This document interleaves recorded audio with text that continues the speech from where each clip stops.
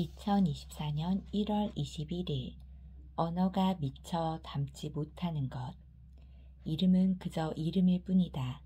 그런데도 우리는 이름이 만든 세상 속에서 살고 있다. 왕궁에서 오유순, 유순이란 고대 인도의 거리 단위를 말한다. 떨어진 곳에 한 마을이 있었다. 이 마을 사람들이 날마다 국왕을 위해 왕궁까지 물을 나르는 일을 했다. 그런데 시간이 갈수록 지친 사람들이 마을을 떠나려고 했다. 그러자 촌장이 국왕을 찾아가서 오유순을 3유순으로 바꾸어 마을과 왕궁의 거리를 좀 더 가깝게 해달라고 청했다. 국왕이 그의 말대로 오유순을 3유순으로 바꾸어 부르게 하자 사람들이 마을을 떠나지 않았다.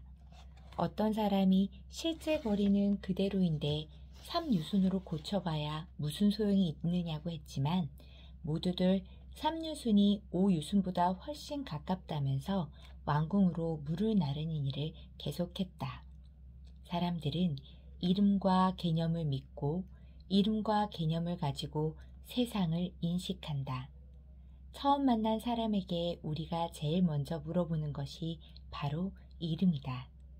밀린다 왕이 인도의 승려 나가세나를 만나자마자 제일 먼저 물었다. 그대의 이름이 무엇입니까? 나가세나가 대답했다. 남들은 나가세나라는 이름으로 저를 알고 있습니다. 하지만 나가세나는 명칭, 호칭, 이름일 뿐입니다. 그 이름으로 저를 알 수는 없습니다. 그렇다면 나가세나란 무엇일까요? 머리카락, 몸에 붙은 털, 손톱, 이런 신체 기관들은 나가세나가 아닙니다. 그렇다면 색, 형상과 색깔, 수, 감정을 느끼는 작용, 상, 사물을 마음속에 받아들이고 그것을 연상하는 작용, 행, 인연 따라 생겨나서 시간적으로 변천하는 마음의 작용, 식, 의식하고 분별하는 마음의 작용, 이 나가세나일까요? 역시 아닙니다. 나가세나는 그저 이름일 뿐이며 실체가 없습니다. 나가세나가 밀린다 왕에게 물었다. 대왕은 수레를 타고 오셨습니까? 그렇습니다. 그렇다면 수레가 무엇인지 설명해 주십시오. 끌채가 수레입니까? 굴대가 수레입니까? 바퀴가 수레입니까? 모두 아닙니다.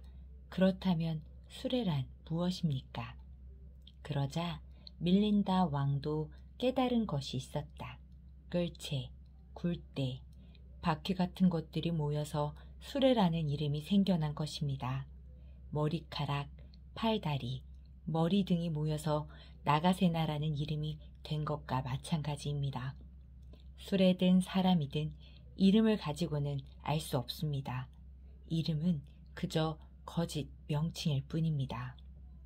금강경의 방식을 빌려 표현하자면 수레란 사실 수레가 아니다. 단지 수레라는 이름이 있을 뿐이다. 나가세나는 사실 나가세나가 아니다. 나가세나라는 이름이 있을 뿐이다. 라고 해야 할 것이다. 모든 것을 이런 문장 구조로 표현할 수 있다.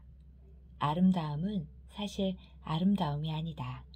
아름다움이라는 이름만 있을 뿐이다. 라고 해도 역시 맞는 말이다. 금강경의 이런 표현은 언어의 무력함을 보여준다. 진상이나 진실한 세계 앞에서 언어는 무력하다. 아니, 무력할 뿐 아니라 허무하다. 세상에 동명이인이 얼마나 많은지 생각해보라. 나이도 사는 곳도 제각각이지만 모두 같은 이름으로 불린다. 수레라는 명칭도 그렇다. 영어, 러시아어, 불어 등 언어마다 수레를 의미하는 말은 다르지만 그 말이 가리키는 것은 수레라는 그 교통수단이다. 또 어떤 언어로도 수레라는 그 이름으로 온 세상의 다양한 수레를 다 담아낼 수는 없고 어떤 형용사나 명사도 수레를 진정으로 표현해낼 수는 없다. 실제 수레 앞에서 언어란 무력하기만 하다.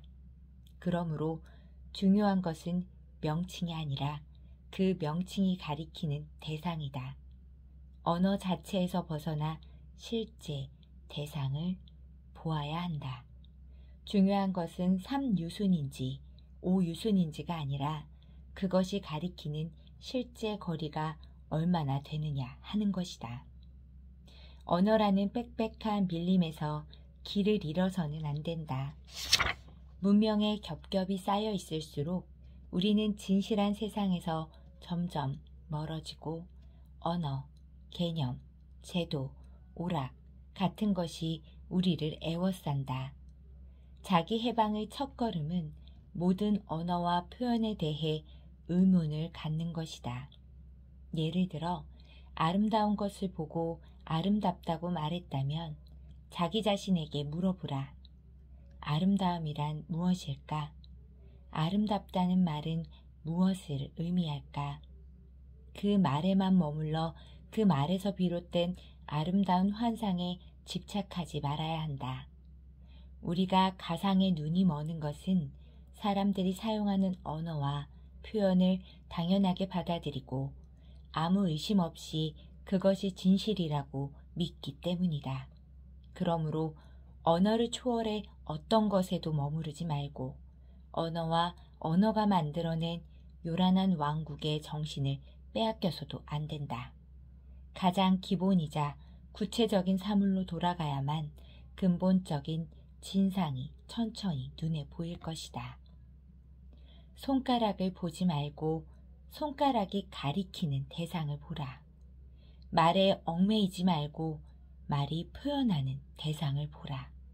언어와 언어가 만들어낸 요란한 왕국의 정신을 빼앗기면 진실을 놓치고 만다.